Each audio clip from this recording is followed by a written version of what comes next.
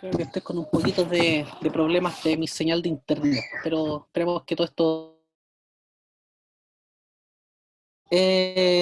hoy día la idea es comenzar a hablar sobre la doctrina del Espíritu Santo, y nos hemos propuesto aquí con Julio, cuando conversamos, hacer una serie que tenga 3 sesiones.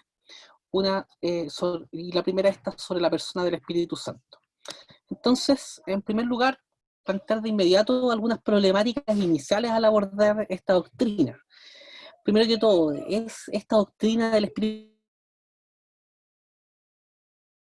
tomando una expresión del recientemente fallecido teólogo anglicano J. I. Packer, que él planteaba en uno de sus textos que esta doctrina era la cenicienta de las doctrinas cristianas, como que había sido despreocupada por mucho tiempo en el contexto del cristianismo. Ahora bien, hay distintos autores que han reflejado que esto no es tan así, que a lo largo de la historia del cristianismo ha habido mucha preocupación acerca de la doctrina del Espíritu Santo. En el contexto del protestantismo, por ejemplo, en esta gran obra que es la Institución de la Religión Cristiana de Juan Calvino, uno tiene acá, en este caso, una obra que no dedica un capítulo sobre la persona del Espíritu Santo, pero constantemente, a lo largo de todas sus páginas, hay alusiones al Espíritu, tanto así que se ha llamado a Juan Calvino en algunos contextos como el teólogo del Espíritu Santo, ¿ya? Y también tenemos en cuenta la producción, sobre todo del contexto del mundo puritano. En la teología reformacional, por ejemplo, Abraham Kuyper también desarrolló elementos de la obra del Espíritu Santo. Tiene un texto que lamentablemente no se ha publicado por editoriales en castellano. Hay una edición en PDF en castellano circulando, y lo más cercano en formato libro es una edición en portugués. Y para qué decir, bueno, con todo el boom y la explosión que tuvo el contenido, ha generado una serie de reflexiones, tanto dentro como fuera del pentecostalismo, sobre la obra del Espíritu Santo. Dentro de las más recientes y las más recomendables, a mi juicio, dentro de estas obras, está, por ejemplo, este librito de R.C. Sproul, que ustedes están estudiando con el libro Todos somos teólogos, que allí dedica unos capítulos sobre el tema de la doctrina del Espíritu, pero aquí tiene un libro dedicado solo a este tema, que se llama El misterio del Espíritu Santo. Yo, de verdad, este librito, con el tema de Sproul, porque es súper apasionante, va directo al grano, muy pedagógico, yo lo recomiendo cabalmente. Y por otro lado, otros autores, que como por ejemplo Sinclair Ferguson, sobre el Espíritu Santo, esta biblioteca de teología es muy buena, publicada por Editorial Andamio, plenamente recomendable también. Michael Horton, Redescubrir el Espíritu Santo, ¿ya? Una obra también muy interesante. En este caso estamos hablando de un profesor del Seminario Teológico de Westminster, ¿ya? Y por su parte el teólogo anglicano J. I. Packer, Caminar en sintonía con el Espíritu. Yo creo que estas 4 obras, cada uno podría elegir la que más le guste, la que más le interese. Yo se las recomiendo como libros claves para entender la doctrina del Espíritu Santo. Entonces, decimos de inmediato que no es la cenicienta de la teología cristiana que se ha abordado de este tema en términos teológicos. ¿Es un tema solo de pentecostales? Bueno, yo en este ratito hablé de Juan Calvino, de los puritanos, de Abraham Kuyper, de Sproul, Ferguson, Horton, Packer, lo que inmediatamente plantea que en realidad no es un tema solo de pentecostales. La doctrina del Espíritu Santo y la persona del Espíritu Santo no es un patrimonio del pentecostalismo, sino que es una persona que vivifica. Eso es un tema tan relevante para la comprensión doctrinal que, como dice el apóstol Pablo en Romanos 8, versículo 9, que si alguno no tiene el Espíritu de Cristo, no es de Cristo. Entonces, no puede este tema del Espíritu Santo ser un tema nebuloso, ¿ya? Es súper importante en este caso acercarnos a esta doctrina, perfeccionar nuestra mirada respecto de ella, para comprender en su profundidad y en su dimensión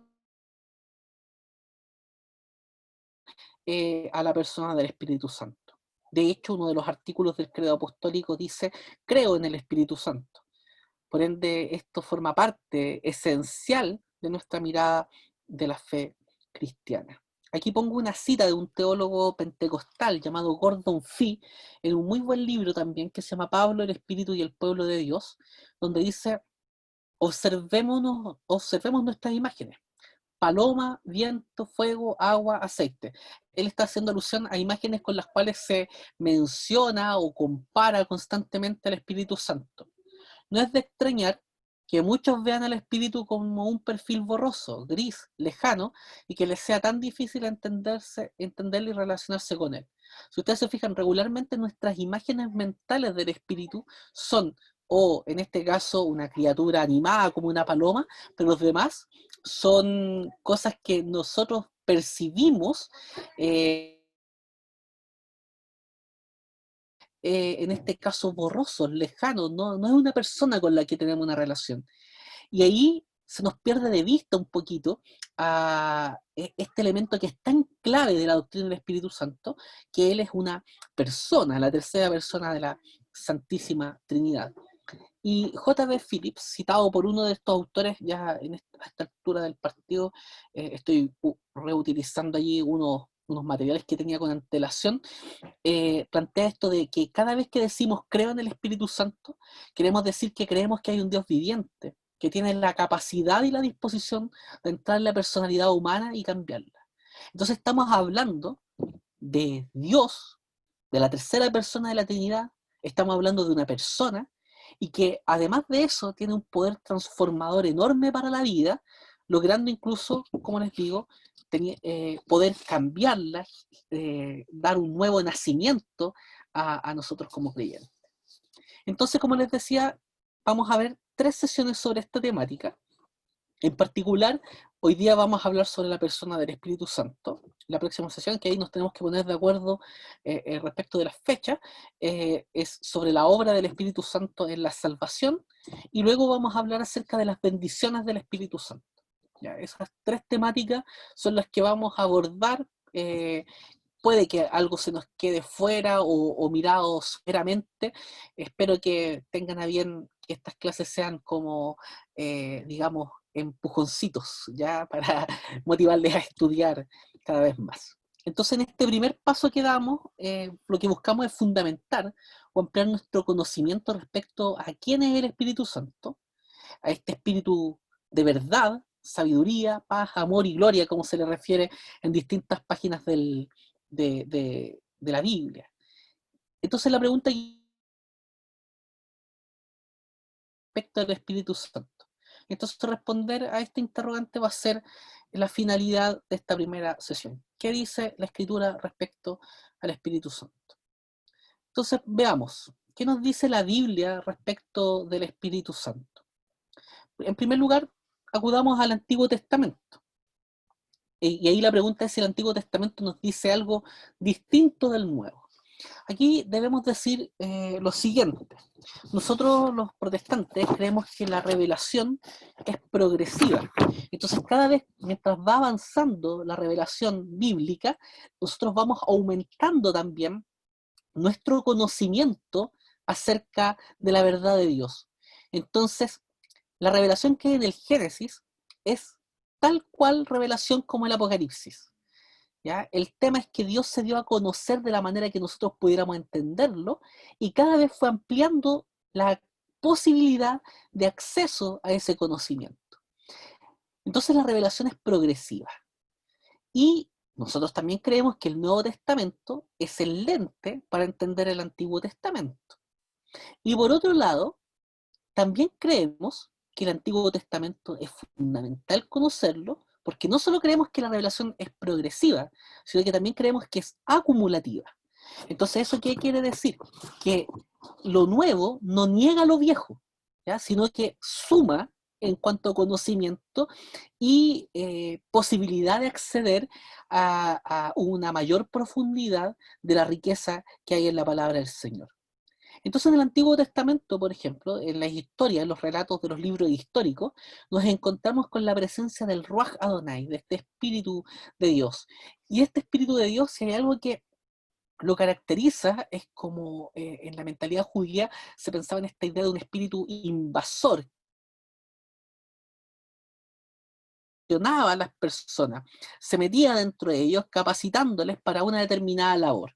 Entonces eso lo vimos, por ejemplo, en el caso de los jueces, que venía el Espíritu del Señor y los capacitaba para luchar y liberar a su pueblo de una situación opresiva por algunos sujetos y algunos pueblos que les estaban dominando en aquella época a consecuencia del pecado que habían cometido. O sea, Dios ocupó a estos pueblos como un castigo para ellos.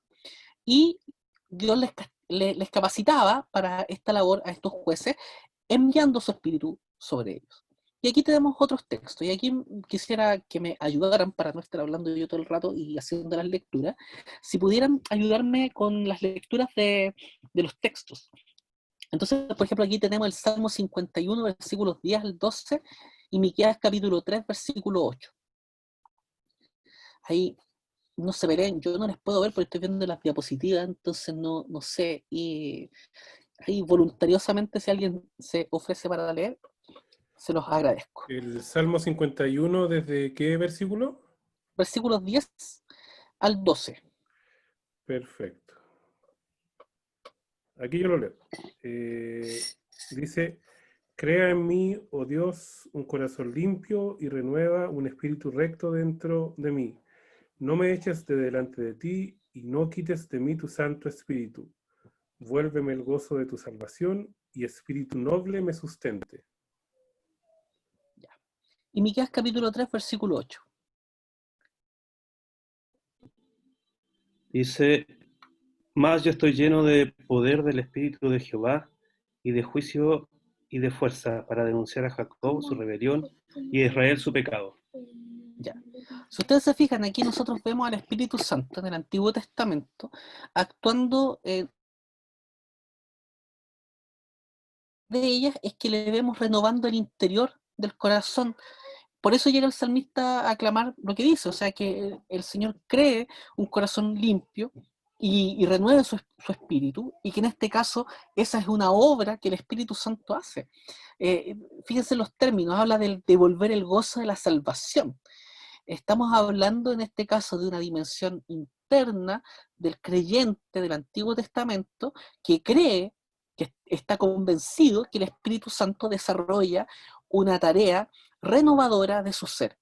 Y por otro lado, vemos al Espíritu Santo revelando la voluntad de Dios, en este caso para exhortar al pueblo que se ha apartado de la verdad de Dios. Estamos entonces hablando de la dimensión de la revelación y cómo el Espíritu Santo cumple un papel fundamental para dar poder a los profetas del Antiguo Testamento para comunicar la verdad de la palabra del Señor. Entonces, si nosotros creemos con Pablo que siempre hubo justificación por la fe, que creo que fue uno de los temas que estuvieron abordando ustedes con mayor detención en este último tiempo, entonces creemos que a lo largo de la historia fue el Espíritu aquel que tuvo la fuente de la regeneración y la santidad para la vida de todos los fieles, y esto no solo compete a los creyentes que hay de manera posterior al Nuevo Testamento, sino que a todos los creyentes en la historia de la redención. Nosotros creemos que el Espíritu Santo entonces es el agente regenerador y santificador del pueblo de Dios, tanto en el antiguo pacto, el Antiguo Testamento, como en el Nuevo Testamento. Ahora, ¿quién es el Espíritu Santo? Entonces veamos en primer lugar que el Espíritu Santo es Dios. Y hay una mención súper interesante aquí en Hechos, capítulo 5, versículos 3 al 4, en una de las historias más... Hechos capítulo 5, versículos 3 al 4. Y luego si alguien busca el texto de Marcos capítulo 3, versículos 28 y 29.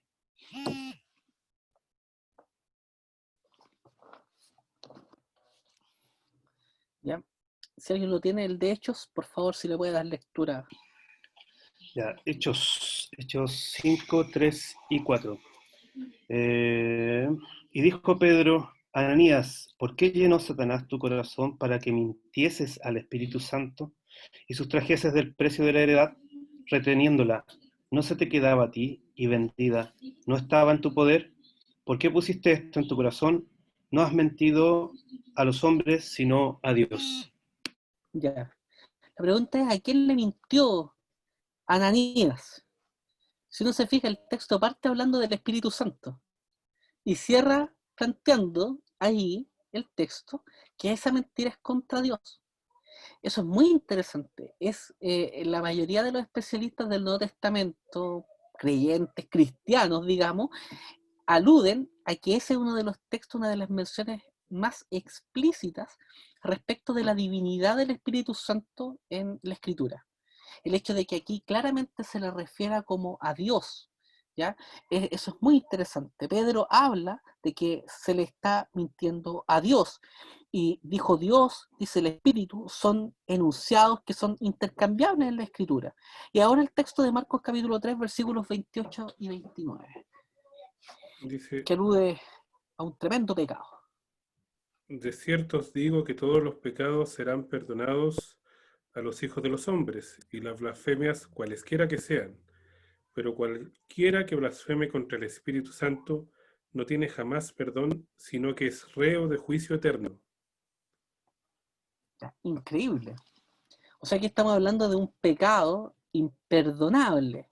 ¿Cómo comprender eso? Evidentemente, si uno se fija, el Espíritu Santo no es cualquier persona como para que alguien atribuya su obra a la obra de demonios. En eso consistía la blasfemia del Espíritu Santo, en atribuir la obra del Espíritu a demonios.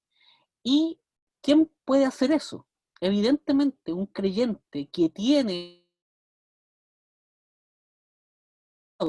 con el Espíritu Santo no puede pecar de esa manera, porque el Espíritu Santo lo constriñe a vivir de una manera tal que no puede llegar a ese nivel de depravación, de maldad. Claramente solo un réprobo podría generar una mirada bajo esa condición. Entonces estamos hablando de un pecado imperdonable, y que en este caso el Espíritu Santo no es cualquier persona como para que se blasfeme contra él. Luego tenemos acá que se presenta al Espíritu Santo con atributos divinos. Tenemos que en distintos textos de la Escritura se le presenta como omnisciente, como omnipresente y como eterno. Ahí están los textos de 1 Corintios 2:11, Salmo 139, versículos 8 al 9, y Hebreos capítulo 9, versículo 14.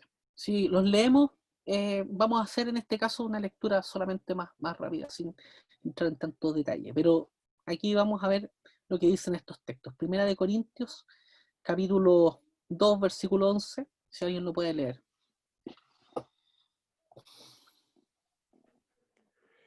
Dice, porque ¿quién de los hombres sabe las cosas del hombre, sino el espíritu del hombre que está en él?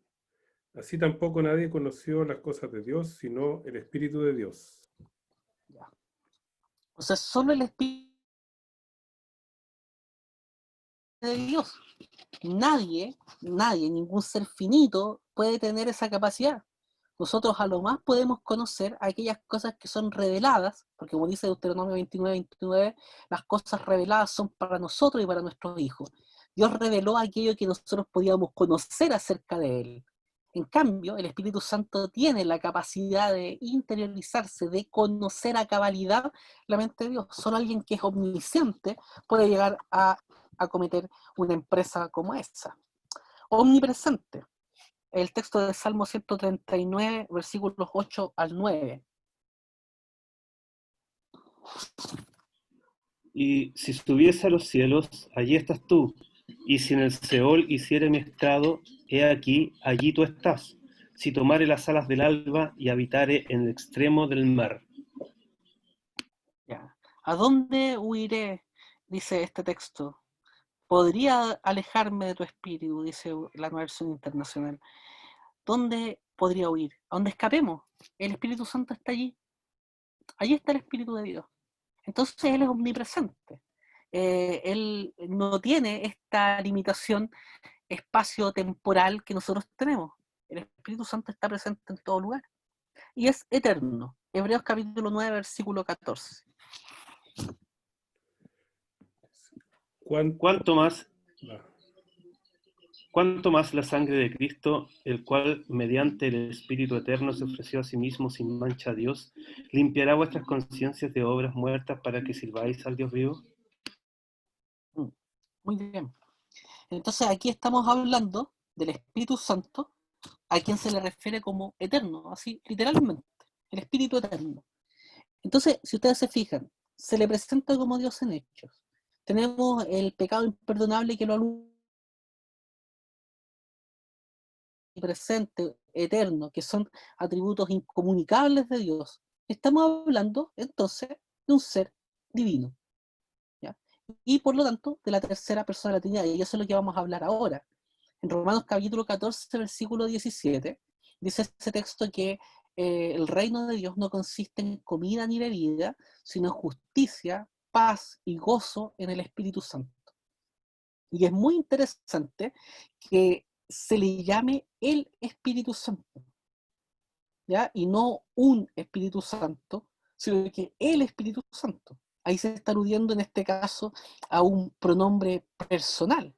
Jesús y los apóstoles se refieren al Espíritu Santo, de hecho, como él, así con tilde en la E, ¿ya? En este caso estamos hablando acá que ese pronombre, en el 14-17, se transforma en artículo, que en este caso tiene como sujeto principal un sustantivo propio, que es el Espíritu Santo, que es mencionado allí como alguien que actúa y que puede cambiar la vida de las personas trayendo justicia, paz y alegría. Además de eso, el Espíritu Santo se alegra y nos invita a vivir en su alegría, tanto así que nosotros también podríamos acometer la otra tarea, que es entristecer al Espíritu Santo. Y aquí sí quiero permitirme que ustedes, si alguno de ustedes puede leer el texto de Efesios capítulo 4, Efesios capítulo 4, versículo 30. Efesios capítulo 4, versículos 30 al 32. Esos son los textos. Dice, y no contristéis al Espíritu Santo de Dios, con el cual fuisteis sellados para el día de la redención. Quítense de vosotros toda amargura, enojo, ira, gritería y maledicencia y toda malicia. Antes sed benignos unos con otros, misericordiosos, perdonándoos unos a otros, como Dios también os perdonó a vosotros en Cristo. Ya. Entonces aquí estamos hablando de que el Espíritu Santo puede ser contristado. Hay unas versiones que lo traducen como entristecido o agraviado. La idea es que uno puede, en este caso, entristecer al Espíritu y las cosas no se entristecen, son las personas las que se entristecen. En este caso, el Espíritu Santo se entristece cuando nosotros, para que Él ha desarrollado en nuestra vida, cuando actuamos pecaminosamente, cuando actuamos con amargura, con ira, con enojo, con gritos, con calumnia, con malicia, cuando no perdonamos, cuando no somos bondadosos con las personas. Entonces, lo que nosotros vemos en estos textos que hemos leído relacionados con la persona del Espíritu Santo, lo que vemos es que el Espíritu no es una fuerza activa, como dicen los testigos de Jehová, ni tampoco es una cosa reducida a una simbología que es ocupada para explicar algo, algún elemento, alguna parte de su obra. El Espíritu Santo es un ser divino y personal. Es Dios y es persona. Es la tercera persona de la Trinidad. Ahora, también Dios participa de la creación. Aquí yo me permito leer, tengo a mano el texto de la Nueva Traducción Viviente, en Job capítulo 26, versículo 13, que dice, su espíritu hizo hermosos los cielos y su poder atravesó a la serpiente deslizante. Entonces estamos hablando de que el Espíritu Santo participa de la creación. De hecho, es lo que vemos en Génesis capítulo 1, versículos 1 y 2. Vemos al Espíritu Santo participando también allí del proceso creativo. Este texto a mí me gusta mucho, que es el texto de Romanos capítulo 8, versículo 11, si alguien lo puede leer. Romanos capítulo 8, versículo 11.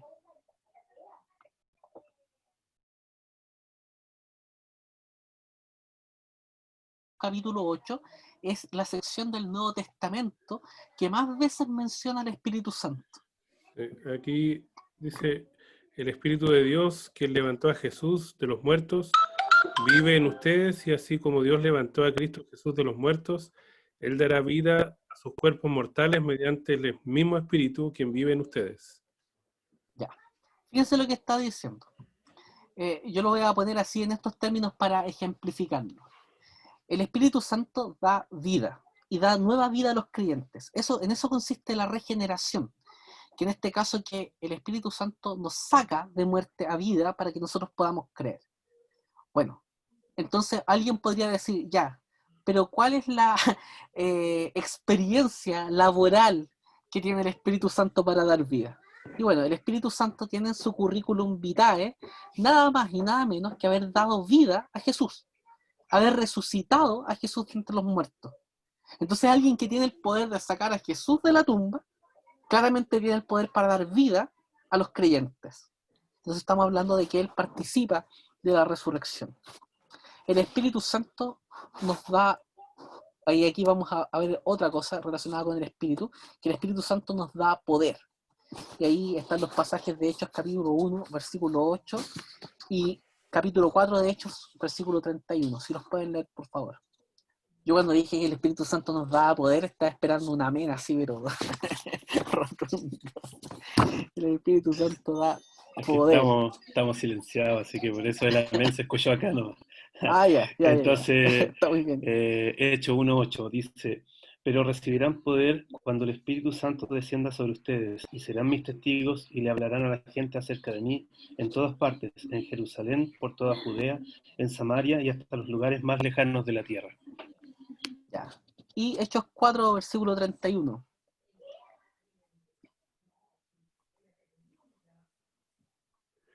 Dice, después de esta oración, el lugar donde estaban reunidos tembló y todos fueron llenos del Espíritu Santo y predicaban con valentía la palabra de Dios.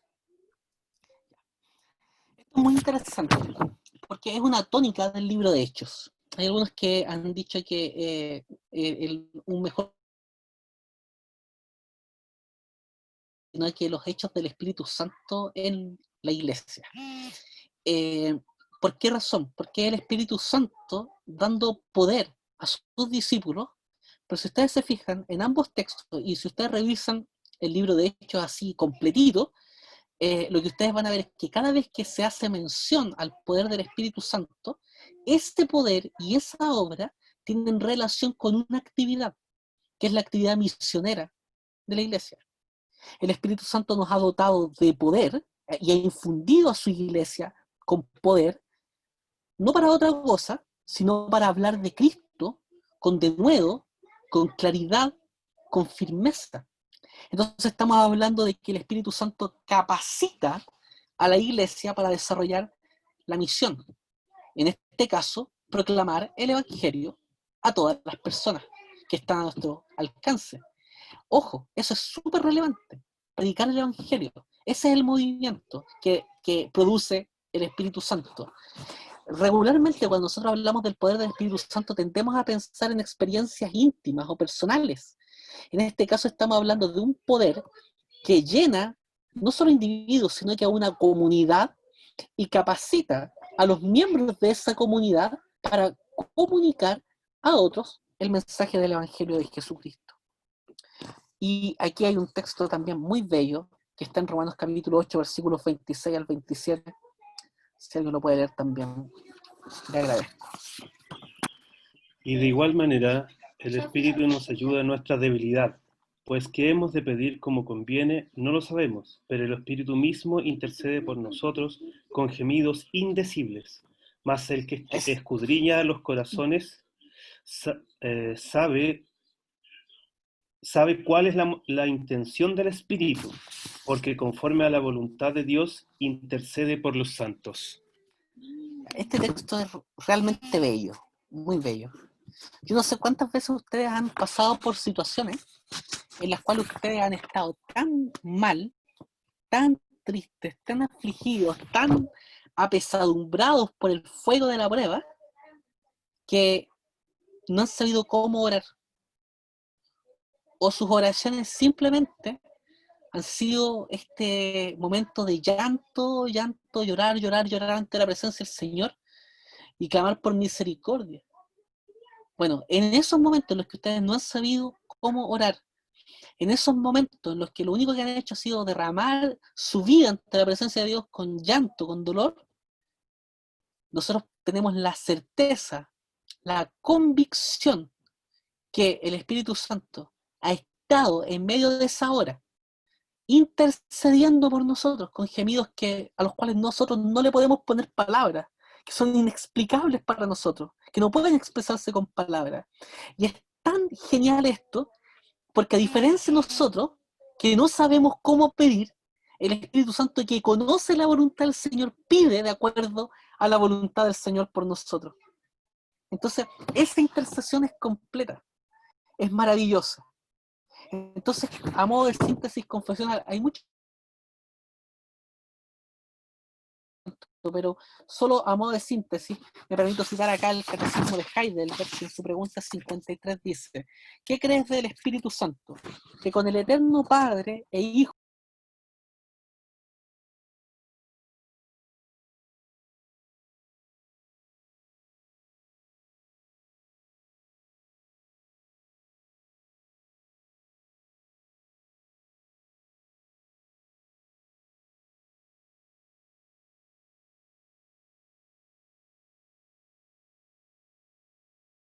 en este caso el texto de Juan 16, versículos 5 al 15, sobre el Paracleto, ya una palabra griega que es traducida en nuestras Biblias como consolador, también puede ser traducida como abogado o como ayudador, ¿ya?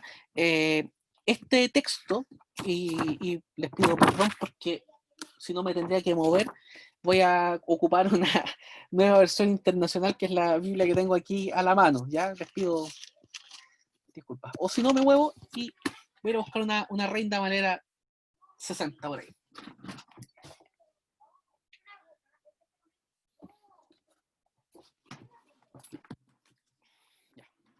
Sí, a mí disculpen, es un toque mío. Siempre me gusta leer las Biblias que tienen a la mano. Entonces, en este caso, Juan 16, versículos 5 al 15. ¿Cuál es el contexto del pasaje? Este pasaje está mostrando a Jesús en sus últimos momentos antes de ir a la cruz, en la intimidad del aposento alto. Allí vemos a Jesús conversando con sus discípulos, que no son otra cosa sino sus amigos, como también les llama en este mismo texto de Juan 16. Son sus amigos embargados por la tristeza, desolados, porque si de algo podían darse cuenta, a pesar que no podían entender todo lo que estaba pasando, si algo podían saber, era de que Jesús se estaba despidiendo.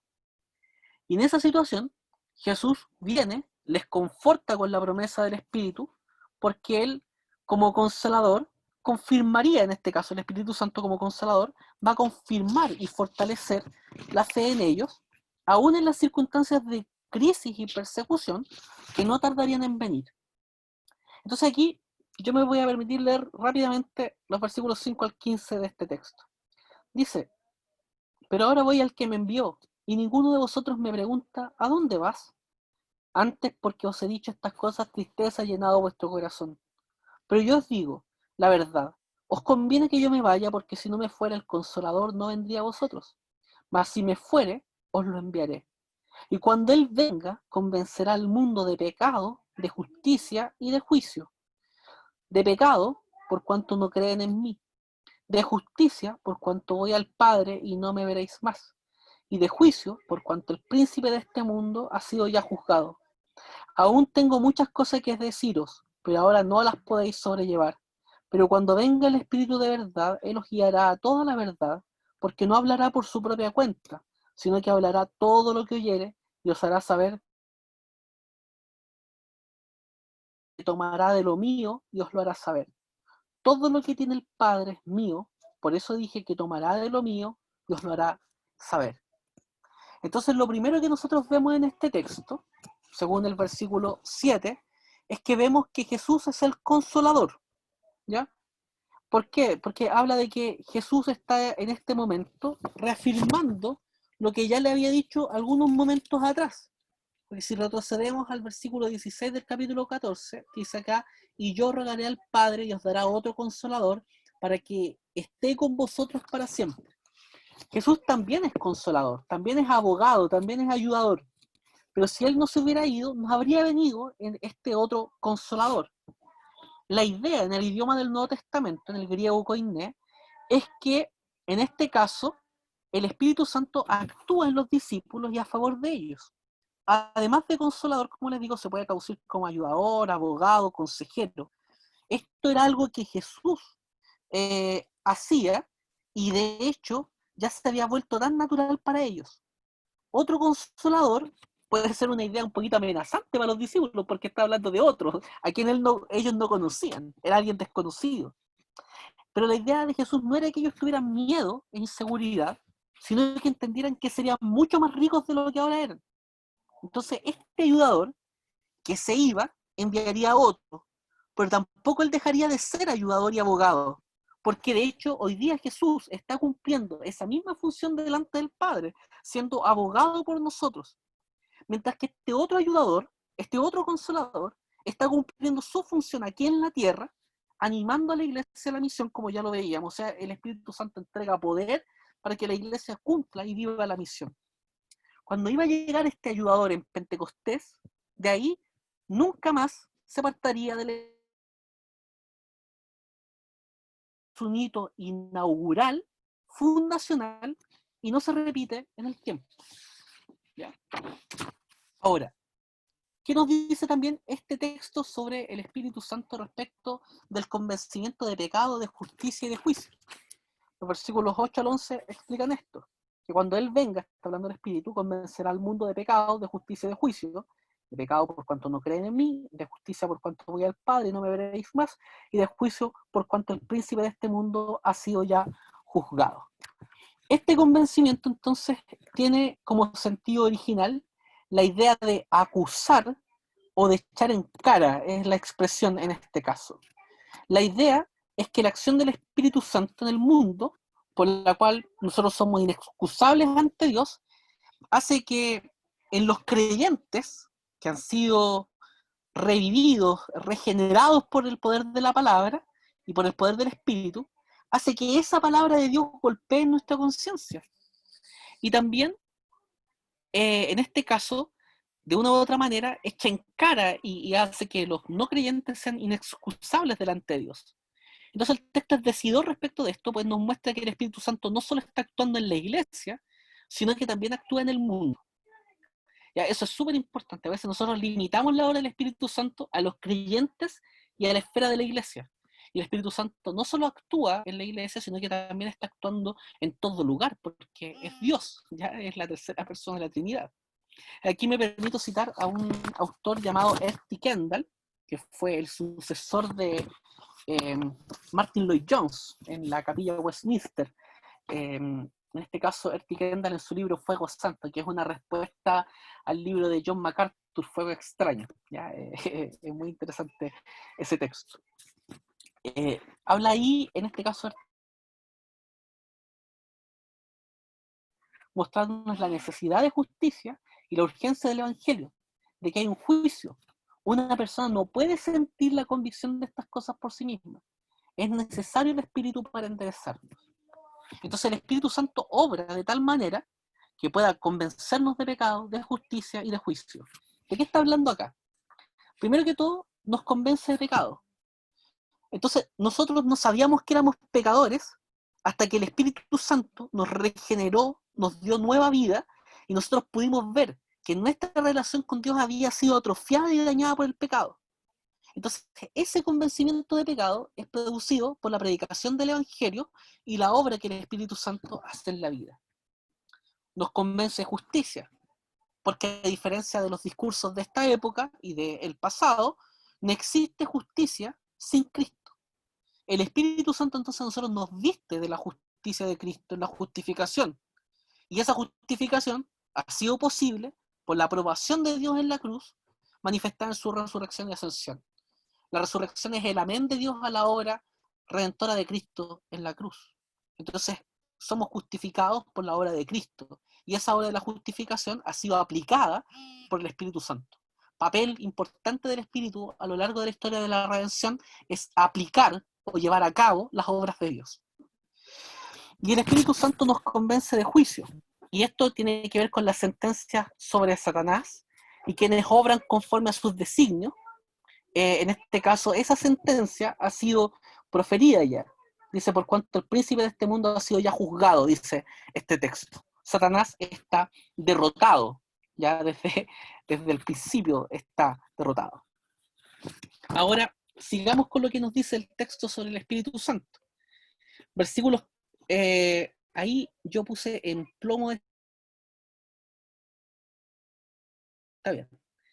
Ya, este punto 4 no lo habíamos visto, que tiene que ver con que el Espíritu guía a toda verdad y a toda justicia.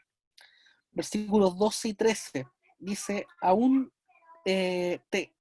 tengo muchas cosas que deciros, pero ahora no las podéis sobrellevar.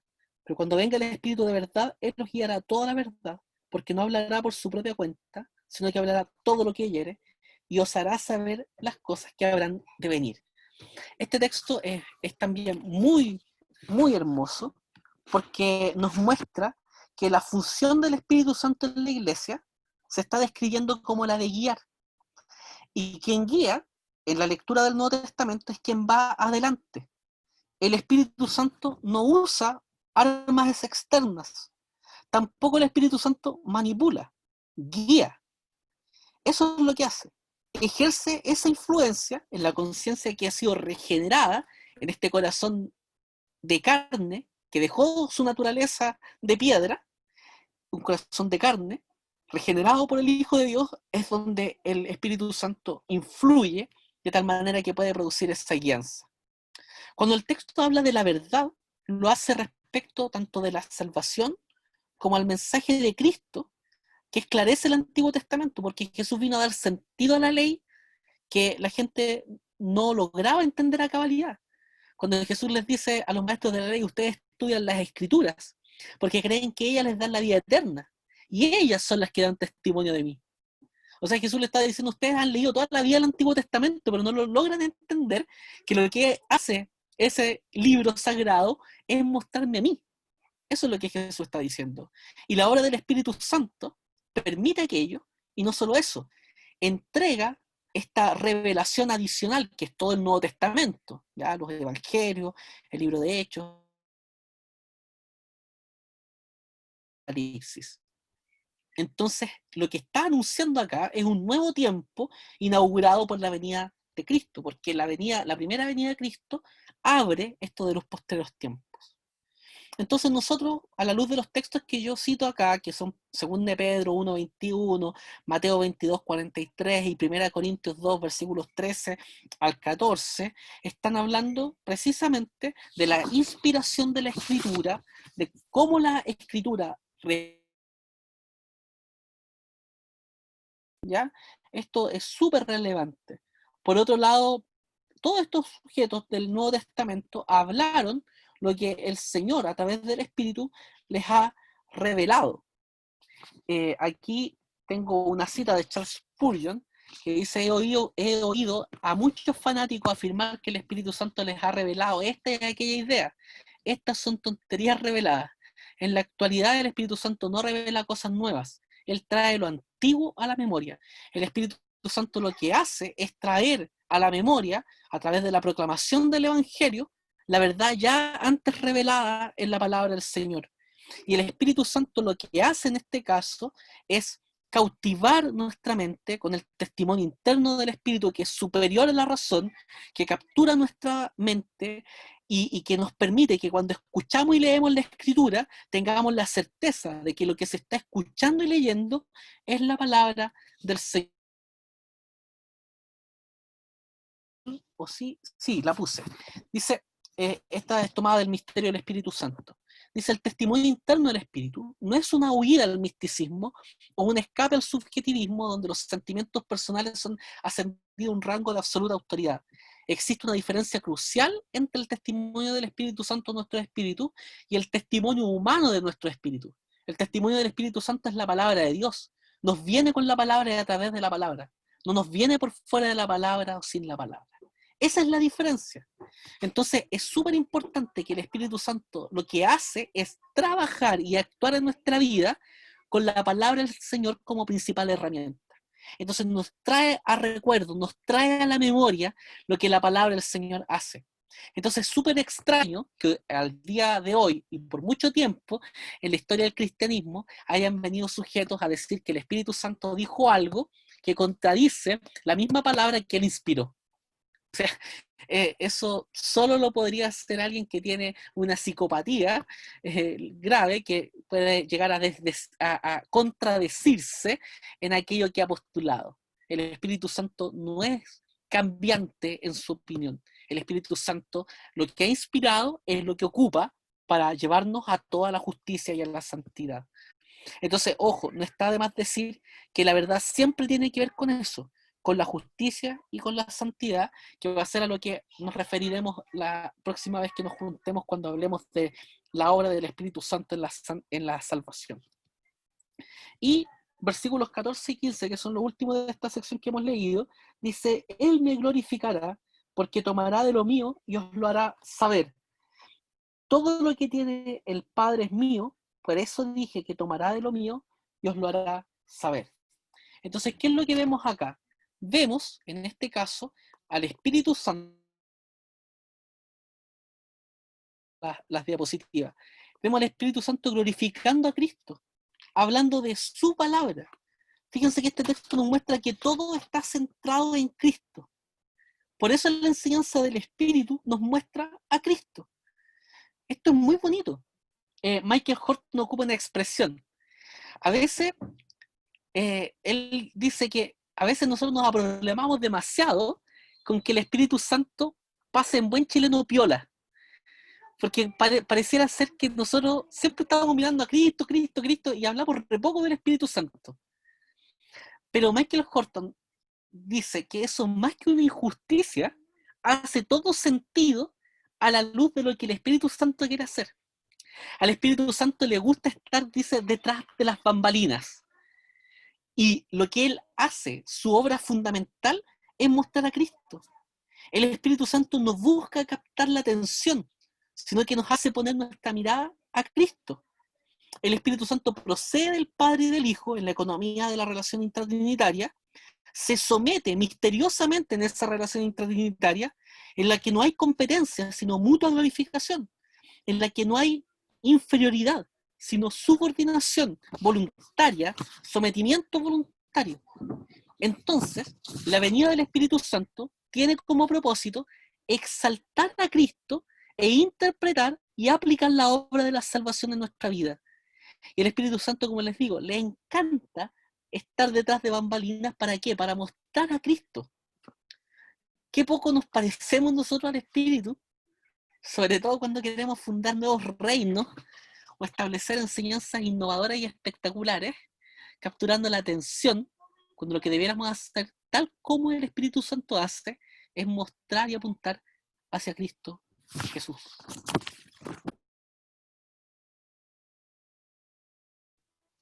Ya.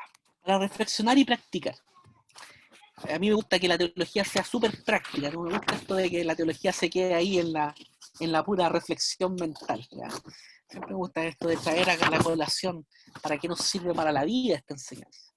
Entonces, primero que todo, a través de esto que hemos visto, llegamos a saber que el Espíritu Santo es Dios y es persona. Y esa verdad debiese llevarnos a ajustarnos a la actual y palabra del Espíritu, y no al revés. Entonces es un acto de temeridad darle orden al Espíritu Santo. Que el Espíritu Santo haga tal o cual cosa, cuando en realidad Él es Dios y es persona, no es una cosa que nosotros podamos mover a nuestro antojo. Al contrario, es el Espíritu Santo quien gobierna en este caso nuestra vida. También hemos aprendido a través de esto que en la Trinidad no hay competencia. De hecho, hay una palabra griega que se ocupa en la iglesia antigua, sobre todo en el sector oriental, que era perijoresis, que traducido algo así es como la danza eterna. Y la idea alude a que Dios está así, eternamente, en una relación armónica en la relación trinitaria. El Padre glorificando al Hijo, el Hijo glorificando al Espíritu Santo, el Espíritu Santo glorificando al Padre, y así. mutuamente, glorificándose entre todos ellos. Eso es maravilloso. Y esto yo lo tomé de Sproul. Si bien es cierto, en nuestras oraciones cotidianas seguimos el modelo bíblico de orar al Padre en el nombre de Jesús, no es pecaminoso en este caso, y yo aquí adhiero a lo postulado por Sproul, no es pecaminoso orar al Padre, al Hijo y al Espíritu Santo. Orar a las cosas es un acto de idolatría, y el Espíritu Santo es Dios y persona. Por lo tanto, también puede ser objeto de nuestras oraciones, tal y como las personas de la Trinidad. El Espíritu Santo, eso es lo que nosotros debiéramos tener como tarea en nuestro horizonte, glorificar a Cristo y no buscar nuestra propia gloria. Y aquí me permito citar a Millard Erickson cuando dice que Dios no está lejos. En el Espíritu Santo, el Dios Trino se hace cercano. En realidad se acerca tanto que entra dentro de cada creyente. Incluso tiene un contacto más íntimo con nosotros que en la encarnación. Mediante la obra del Espíritu, Dios se ha convertido realmente en Emmanuel, Dios con nosotros. Esto es muy bonito, porque en la encarnación, Cristo se había hecho hombre, se hizo hombre, pero un hombre que estaba fuera de nosotros, ¿ya? Era una persona a la que los discípulos podían ver, tocar, vivieron con él, comieron con él, se rieron con él, lloraron con él, vivieron casi 3 años juntos. Pero era alguien que estaba externamente, que estaba con ellos, era el Emmanuel, era Dios con ellos. Pero hoy día nosotros tenemos el Espíritu Santo dentro de nosotros. Manuel se hace más plena en la vida de los creyentes. Por eso, Jesús cuando habla de Juan el Bautista y dice que este es el hombre más grande que ha nacido de mujer, pero luego dice que aún el más pequeñito será mayor que él en el reino de los cielos. Porque nosotros hemos tenido una bendición que Juan el Bautista no alcanzó a vislumbrar a cabalidad. Nosotros hemos visto esta obra del Espíritu Santo viviendo dentro de nosotros de manera tan real, tan... Y por eso podemos cantar como se cantaba en el siglo IX, Espíritu Creador, por cuya ayuda fueron puestos primero los cimientos del mundo. Ven, visita a cada mente humilde, ven, derrama tus alegrías sobre toda la humanidad. Necesitamos que el Espíritu Santo siga actuando en nuestras vidas, en la vida de la iglesia, y por supuesto, como Él lo sigue haciendo también en todo el mundo. Eso, queridos hermanos, dejo abierta aquí entonces la posibilidad para preguntas, consultas, comentarios, opiniones. Muchachos, si quieren dar el audio, hacer alguna reflexión, alguna pregunta.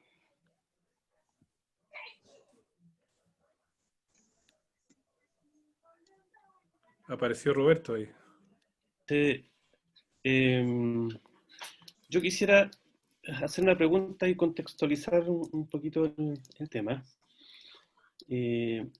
porque contextualizarlo en nuestro entorno pentecostal. Esto del Espíritu Santo es bien complejo, porque se ha usado de una forma compleja.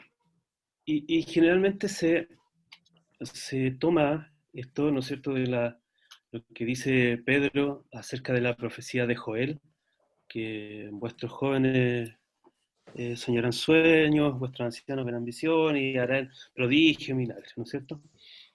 Pero yo, al entendido de lo que vimos hoy día, todo esto no puede suceder si no glorifica a Cristo, ¿no es cierto? Si el nombre de Cristo no es glorificado a través de esto, esto no sirve de nada, ¿no es cierto? Pero de repente se malentiende esto con este emocionalismo, ¿no es cierto? Se usa para decir, no, es que yo con esto estoy glorificando a Cristo. Y puedo dar vuelta a la banca y puedo hacer el escándalo que sea, y digo, no, yo lo hago en el nombre de Cristo. ¿Cómo puedo decir, no, oye, esto no está glorificando al Señor? Ya. Yo creo que la evidencia más clara está en que el Espíritu Santo no contradice la palabra que Él mismo inspiró. Entonces, cuando nosotros logramos entender y ayudar a entender a nuestros hermanos aquellos, no cabe ninguna posibilidad para pensar en una obra que venga a contradecir lo que la palabra del Señor dice. Y hay más allá de los enfoques que alguien tenga acerca de los dones y milagros, a lo cual tampoco quisiera referirme, digamos, como una cuestión fundamental. De hecho, a mí me gusta mucho este libro de Son vigentes los dones del Espíritu Santo, editado por Wayne Grudem, por posiciones, con 4 posiciones distintas, pero al inicio del texto pone alrededor de 20 o más razones, o sea, 20 o más ideas con las que ellos están de acuerdo, ¿ya? Y cosas en las que también ellos, o sea, tanto cosas que creen y cosas que rechazan acerca de la verdad sobre los dones milagrosos. Entonces, yo creo que más allá de ese tema en particular, plantear que efectivamente el Espíritu Santo sigue obrando poderosamente. Nosotros seguimos creyendo que Dios hace milagros, dentro de ellos el principal milagro es darnos nueva vida a nosotros, sacarnos de muerte a vida. O sea, ¿qué mayor milagro que ese, que personas perdidas en sus delitos y pecados puedan tener una nueva vida? Entonces, cuando nosotros vemos esa realidad en nosotros y la evaluamos a la luz de la Biblia, eso es lo que debe dar el marco. Ahora, yo tiendo a creer también, y eso es un análisis que responde también al estudio sobre el pentecostalismo chileno y su historia en particular, era generación de pentecostales chilenos que entendía esa realidad. Cuando uno lee a Huber, por ejemplo, y yo les recomiendo, si ustedes son como pentecostales, yo creo que todo pentecostal debiera leer en alguna ocasión este librito que se llama Historia del Avivamiento Pentecostal en Chile, de Willis Huber. ¿Por qué razón? Porque Huber no era una persona, digamos, que no tenía conocimiento de la doctrina bíblica. Él había hecho un bachiller en teología en Estados Unidos. De hecho, aquí en este libro plantea que lo que él está haciendo con el pentecostalismo no solo es dar cuenta de una nueva espiritualidad, sino que una respuesta, una reacción a la teología liberal. Los pentecostales no se oponen a la teología, se oponen a la teología liberal. Y es tan brillante aquello que durante el tiempo del avivamiento pentecostal ellos leían y seguían estudiando los artículos de fe, en este caso de la Iglesia Metodista.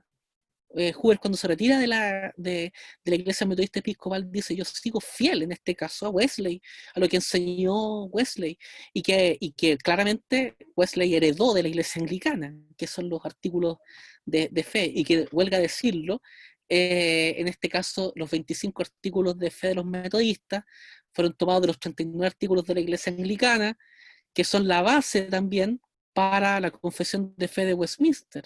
O sea, estamos hablando de un producto teológico súper relevante. Algo pasó en la historia del pentecostalismo que esa relación con la Biblia y con la teología se perdió. Y a mi juicio yo creo que fue la razón de que una segunda o tal vez una tercera generación de pentecostales, estoy hablando de los pentecostales de los años 60, 70, por ahí, que idealizaron el movimiento pentecostal original, lo monumentalizaron, lo convirtieron calco y copia para la posteridad. Si hay algo que tuvo el pentecostalismo chileno a principios del siglo XX y hasta la década de los 50, es que supo leer súper bien la realidad de su tiempo. Súper bien. O sea, a mí me llama la atención que a alguien le cause extrañeza que los pentecostales ya se vistieran con vestón y corbata cuando mi abuelo hablaba de vestirse de día domingo. ¿Ya? O sea, uno ve fotos de las protestas de anarquistas y de comunistas de principios del siglo XX, los ve con vestón y corbata en las fotos. Ve las reuniones del Partido Conservador y de los partidos de derecha de la época, todos con vestón y corbata, todos bien vestidos. ¿Por qué? Porque ellos engrandecían la ocasión con esos actos. Hoy día esas cosas no hacen sentido en la mentalidad de hoy. Disculpa Luis, disculpa Luis, y mi mamá me lo puedo confirmar, hasta para ir a ver el clásico universitario, ¿no? Por supuesto, Sí. por supuesto. O sea, los árbitros, hay fotos de árbitros que usaban vestón, o sea, usaban una camisa vestón y el pantalón corto y los zapatos adecuados para moverse dentro de una cancha, pero usaban esto, era un juego de caballeros. Entonces, el pentecostalismo hizo sentido a la gente de la época, de principio del siglo XX, de la primera mitad del siglo XX. Pero ¿qué pasó? que el pentecostalismo se quedó pegado, idealizó ese movimiento, lo monumentalizó, lo convirtió en museo y generó una idea de que eso era autoridad por sobre la palabra. Y eso es una lectura súper equivocada, y yo siempre que hablo de este tema, digo, vuelvan a las fuentes. Vuelvan a las fuentes. Lo que hizo vivo al pentecostalismo es que tuvo una lectura de la Biblia, de la palabra de Dios, cercana a la gente, que respondió a una teología que estaba haciendo mucho daño, que era la teología liberal, a la luz de la Biblia, del tiempo que se estaba viviendo. Eso, esa frescura, ojalá vuelva, llegue, so pena, y esto lo digo con mucho temor y temblor, sin ser profeta ni hijo de profeta, so pena de que el pentecostalismo termine extinguiéndose aquí en Chile. O sea, si no se toma esto como una cuestión de vida o muerte, esta vuelta a la escritura, esta vuelta a la realidad de la palabra del Señor, el pentecostalismo está en un pésimo camino, en un pésimo camino. Y ahí el desafío es para ustedes, que son pentecostales, digamos, de encaminarse a aquello, de volver a la escritura. El Espíritu Santo no niega aquello. De hecho, los pentecostales viejos, yo siempre hablaba, los pentecostales tenían una expresión que era extravagancia.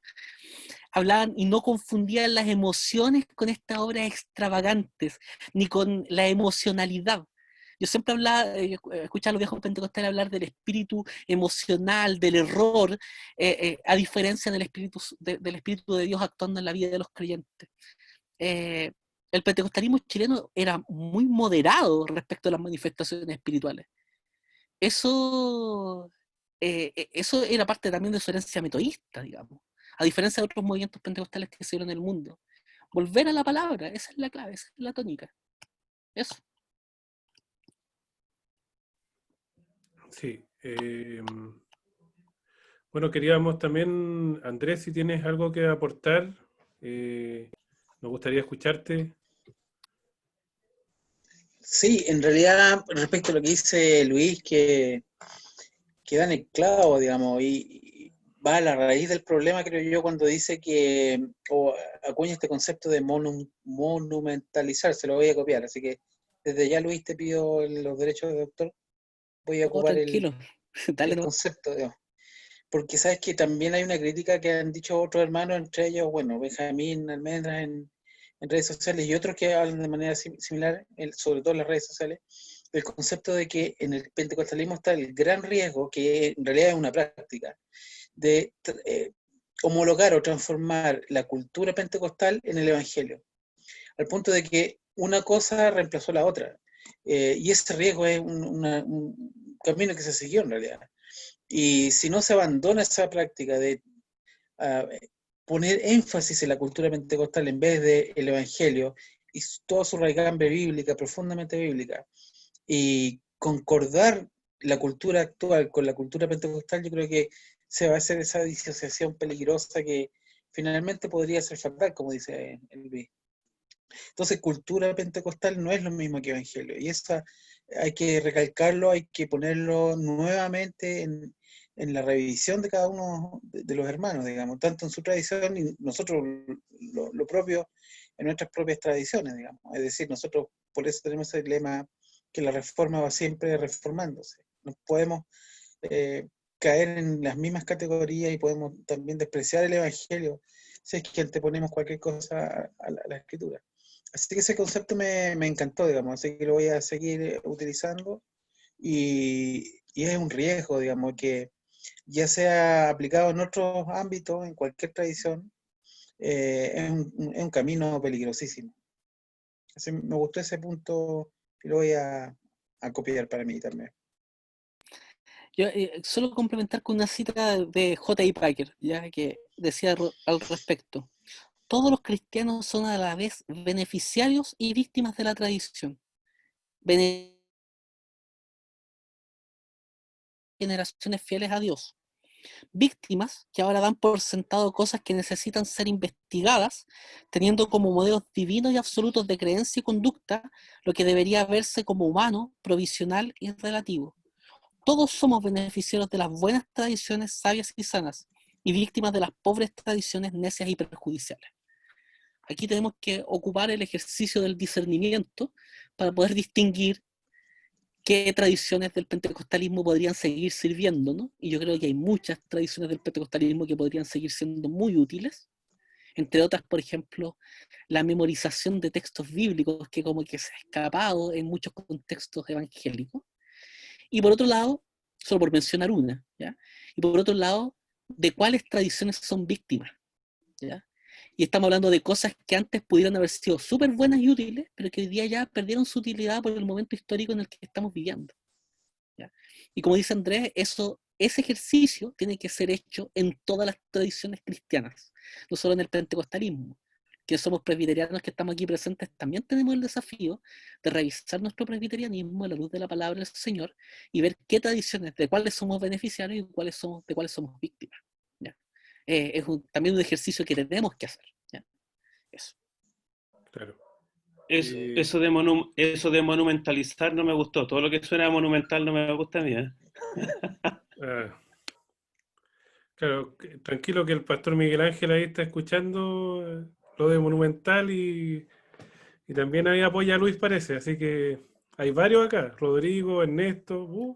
¿No? Y algún día todos van a terminar apoyando porque todos vestiremos de ropa blanca en la eternidad. Amén, amén, amén. Alábenlo. Habla, Señor. Pero en un cielo azul. Sí. Oye, bueno, yo quería tratar de preguntar algo. Mire, voy a poner un poco de pausa para preguntar esto, ¿eh? En América Latina, y las pocas veces que he mencionado Chile es en relación al pentecostalismo. Luego, fíjese lo que dice: pero con el nuevo pentecostalismo asistimos al nacimiento de algo diferente. En general, este nuevo pentecostalismo pone todo su énfasis en los signos externos en lugar de prestar atención al contenido, y convierte estas señales externas en la prueba, el test de la comunión y la aceptación de la iglesia. En otras palabras, con tal que uno tenga las señales basta para ser aceptado, para ser tenido como uno de los nuestros, entre comillas. Bastan las exteriorizaciones para ser considerado in. Esto es muy bonito lo que plantea Schaeffer acá en su librito Los Caminos de la Juventud. Yo creo que ahí está el tema. ¿Cuál es el gran problema de este nuevo pentecostalismo o neopentecostalismo que ha influido a algunas iglesias? Es el hecho de fijarse solamente en aquello que es externo, aparente, y a su vez también, que el gran problema del neopentecostalismo, generar una iglesia de consumo y para consumidores. En las iglesias neopentecostales no se diferencian tanto del mall. Y ojo, yo no estoy satanizando el mall. Yo soy un asiduo del mall Plaza Tobalaba. Me gusta ir a la librería Antártica. Yo entro a esa librería y hasta el olor me gusta en esa librería, ¿ya? Entonces, y también hay una heladería con la que voy con mi hija Sofía a comer unos heladitos ricos, y no, me gusta. Yo creo que una de las gracias que tiene esto que da para todos los gustos esta cosa. Bueno, pero en la iglesia neopentecostal se produce eso. O sea, uno va y ¿qué satisface? Sentimientos, emociones, y mucho tiene que ver con la alegría, con esta satisfacción momentánea. Eso es lo que es. Hasta algunos hacen harto ejercicio, ¿ya? Porque saltan, bailan y toda la cosa. Entonces, yo creo que algo de eso nos falta a nosotros aprovechar. Pero bueno, lo que yo quiero plantear acá es que al final, ¿qué es lo que vemos? Una religión que busca fortalecer aquello que es superficial, que se queda ahí. Y el pentecostalismo, como les digo, se hace un flaco favor cuando rehúye su origen, que es leer la palabra, que es estudiarla, que es escudriñarla. Y créanme, yo de verdad, miren, he tenido, gracias a Dios, la posibilidad de predicar en muchas iglesias, en distintas iglesias.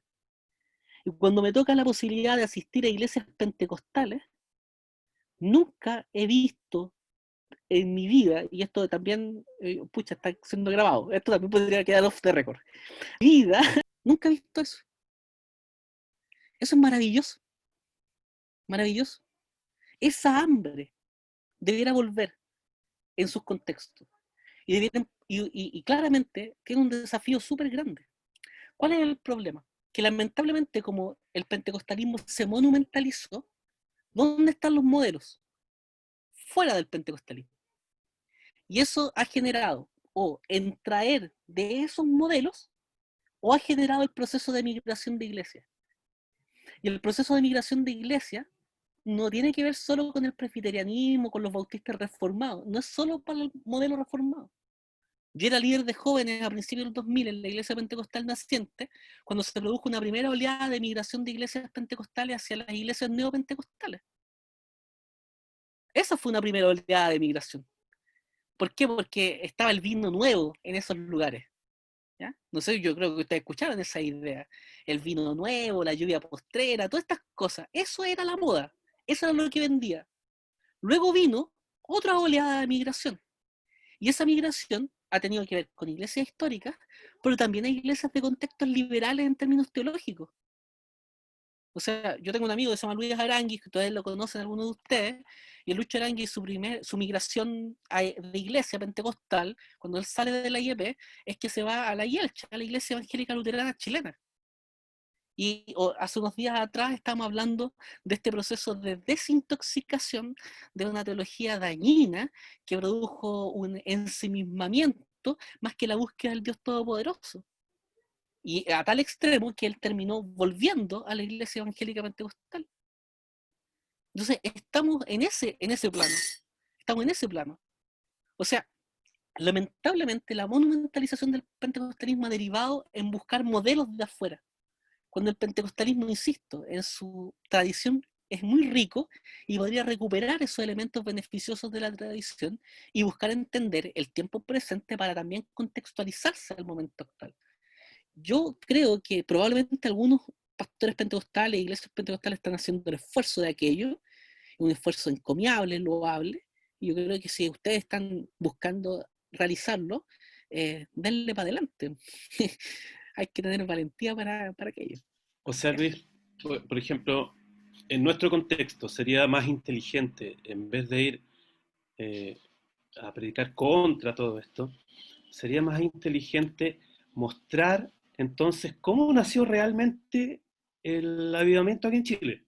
Por supuesto. Mostrar cómo fue el pentecostalismo de Hoover, ¿no es cierto?, de ese entonces, y cómo iban a la Biblia en vez de otra cosa, como se hace hoy en día.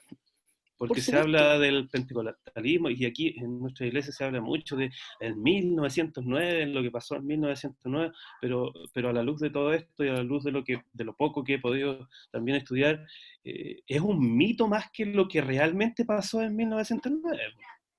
Sí. Yo invito, o sea, yo creo que todo pentecostal debe leer el avivamiento pentecostal en Chile de Willis Hoover. Es lectura obligatoria. Y yo creo que también, bueno, yo estoy desde la otra vereda. Puede ser cómodo para mí plantearlo desde este punto de vista. Pero plantearle lo siguiente, o sea, yo creo que, a ver, el pastor Pedro Peralta Rojas, que era un pastor de la IEP, que fundó la iglesia pentecostal naciente en la que yo iba, tenía un dicho que decía que el evangelio había que hacerlo algo gustoso, no algo gravoso. ¿Ya? Yo concuerdo con esas expresiones. De hecho, Tito capítulo 2 habla de que en todo adornen el evangelio de Dios. Y es muy bonita esa palabra del todo adornen. En el griego es la palabra cosmeos, ¿ya? Que a nosotros nos hace sentido por esta cosa del cosmético, ¿ya? Nuestro testimonio, nuestra forma de ser, nuestra forma de actuar adorna, produce realce, digamos, a la presentación del evangelio. Yo creo que en este punto, más que atacar ideas falsas, hay que presentar las ideas de la palabra del Señor. Y volver, como les digo, a lo rescatable de la historia del pentecostalismo, que está ahí, está presente, no es ajeno. No, yo creo que no hay que ir a los otros modelos, aunque uno sí puede rescatar de los otros modelos muchas cosas bonitas, pero ustedes tienen un rico insumo en su propia historia, en su propia tradición pentecostal, que podrían buscar para relevar y con mucho amor a la gente, digamos, presentar esta idea. aprovechando también el hecho de que, como se plantea ahí, si ustedes tienen buena Bien. Veo a Roberto ahí, ¿o quiere opinar algo?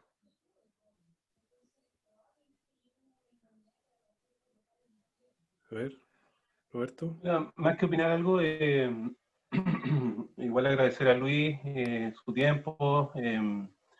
Yo creo que nos aclaró varios conceptos y algunos que, no sé, por ejemplo, me llamó mucho la atención eso de orar a las 3 personas. Como que me descolocó un poco, pero lo puedo entender, ¿ya?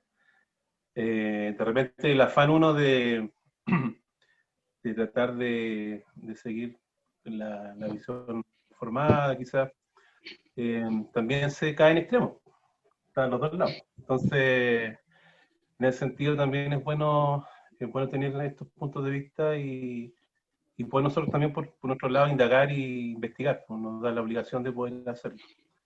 Así que eso, y bueno, también todo este tiempo con Andrea ha sido muy enriquecedor también, así que la verdad que se aprende mucho. ¿Ah? Así que eso, un saludo Luis.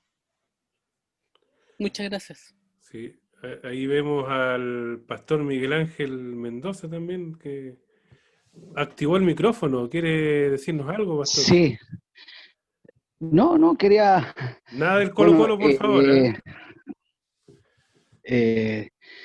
bueno, se van a freír los que no son de Colo Colo, pues. No puedo Ah, deciros, no. bueno. ¿Tienes al Bueno, pelo algo, pastor?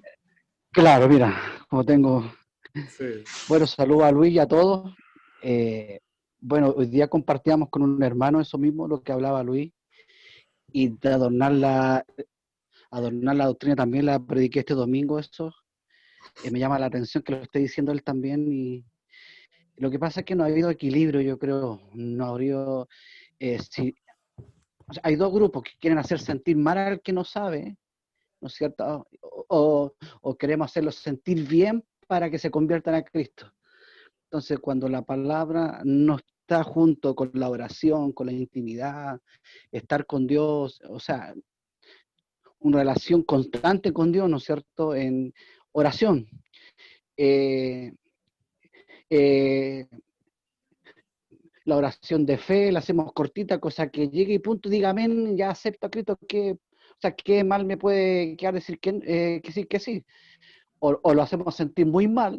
Entonces, por ejemplo, escuchaba gente y dije, no, yo le hablé de astrología, lo hice pedazo en teología, y le pregunto, ¿y se convirtió? No.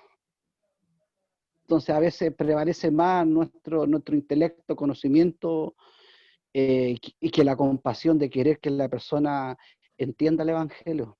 Yo creo que eso también es uno de los factores también que hemos cometido el error. Me involucro para no quedar afuera, como Pablo decía, con lágrimas en los ojos. Yo creo que eso nos ha faltado, que los corazones se vuelvan a Cristo, aunque el Espíritu Santo es el que convence, pero Dios también nos tiene a nosotros, de cómo poder transmitir. Nosotros somos los que estamos sembrando, tirando las semillas. Y si no la sé tirar bien, la estoy tirando, o sea, no de forma correcta, no va a llegar, porque no es lo correcto hacerlo de esa forma. Entonces, los dos extremos está mal, para hacer sentir tan bien a la persona para que acepte a Cristo, o hacerla sentir muy mal porque no sabe. Entonces, yo creo que son unos factores que nos ha faltado a nosotros, sobre todo en la parte pentecostal, que hay mucha ignorancia, y cuando comenzamos a aprender, a tener conocimiento, tener eso, ponerlo en lo que hemos recibido de gracia, darlo de gracia a ellos, de poder compartir, de poder sentarnos con ellos, poder conversar, explicarles del reino. Si Jesús lo hizo con los discípulos hasta después que resucitó, nosotros no, como que nos cuesta esa parte, nos cuesta tomarnos un mate con ellos, compartir. Aquí, por ejemplo, en la Patagonia se usa mucho eso, el sentarnos a matear, compartir después de las reuniones. Para mí es normal eso, pero cuando vienen de Santiago uno no lo puede hacer, no lo ven como raro, porque el pastor comparte y toma mate, y yo sirvo, y compartimos con galletitas. lo ven raro eso, lo ven. Entonces, cuando no hay un conocimiento correcto, yo creo que el hombre lo idealiza a la gente, po. Entonces, cuando comenzamos nosotros a bajarnos del pedestal de la gente, a servirle y a explicarle el reino como lo hacía. Entonces, si Pedro entendió, pues Pedro entendió que era el pan espiritual, por el resto de la multitud entendió que era el pan común, ¿no? Por el pan, ellos querían tomar desayuno, pero Jesús los confrontó igual, le dijo, quizás de qué forma lo dijo, que ellos quedaron, que todos se fueron, pero es que no alcancé a escuchar todo lo que hablaba Luis, pero más o menos me imagino lo que estaban compartiendo, y así que me colgué de la última parte. Va a estar grabado, pastor, así que no se preocupe. Ah, qué bueno. Ahí se lo vamos a mandar, ¿eh? Para que se arrepienta de no haber estado ahí en toda la sesión. Así que el Señor te... pastores, bendiciones. Perdón, Julio. ¿Cómo está mi pastor? ¿Cómo está, pastora? Muy bien, muy bien. Gracias. Madre, ¿querían decir algo? Sí, Manuel. Yo quiero hacer una pregunta. Quiero primeramente hacer una leve introducción. Decir que soy un pentecostal crítico del pentecostal, ¿no? El Espíritu Santo convence de pecado, ¿no? Entiendo que en una tremenda convicción. He escuchado por año a los predicadores pentecostales al presentar la obra del Espíritu Santo, primero se presentan ellos mismos. ¿Cómo?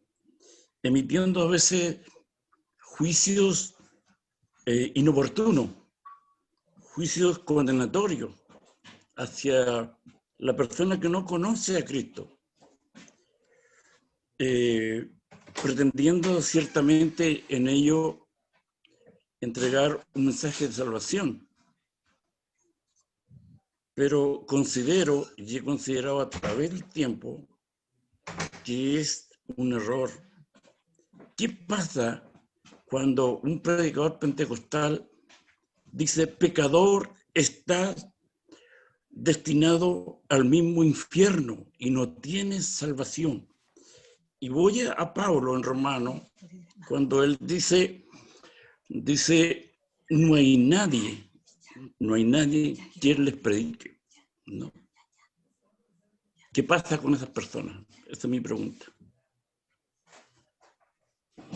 Muchas gracias, pastor. Yo creo que ese es un acto de mucha temeridad.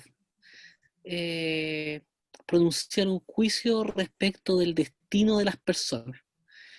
Creo que si hay algo que dota el Espíritu Santo en la vida de los creyentes es la humildad de no saberse dueños de la gracia de Dios, sino que receptores de la misericordia, del favor de Dios, un favor que nosotros no merecíamos. Y hay en ese sentido, nosotros no tenemos ninguna posibilidad, porque nosotros no tenemos la mente de Dios, digamos, en el sentido de no estamos dentro de su mente, no conocemos su decreto eterno, por lo tanto, no sabemos quiénes van a ser salvos y quiénes no. Es un acto de temeridad, entonces, decir, esta persona va a estar en el cielo, esta otra persona va a estar en el infierno. A mí siempre me ha gustado citar en esto a Martín Lutero, cuando decía que en el cielo nos vamos a llevar 3 grandes sorpresas. La primera, que gente que creíamos que iba a estar allí, no va a estar. La segunda, que gente que creíamos que no iba a estar allí, va a estar. Y la tercera, es que el sucio y vil Martín Lutero va a estar allí. Creo que nosotros podríamos hacer la paráfrasis de lo que decía Lutero en lo tercero y decir, la tercera gran sorpresa es que el sucio y vil Luis Pino va a estar ahí, y cada uno ahí podría decir su nombre. Claramente nosotros no merecíamos estar allí y el Señor lo va a hacer. Entonces, yo también escuché cosas como esa. También, por ejemplo, predicaciones muy ofensivas también respecto del catolicismo romano, hablando de los monos de yeso, los monos pintados.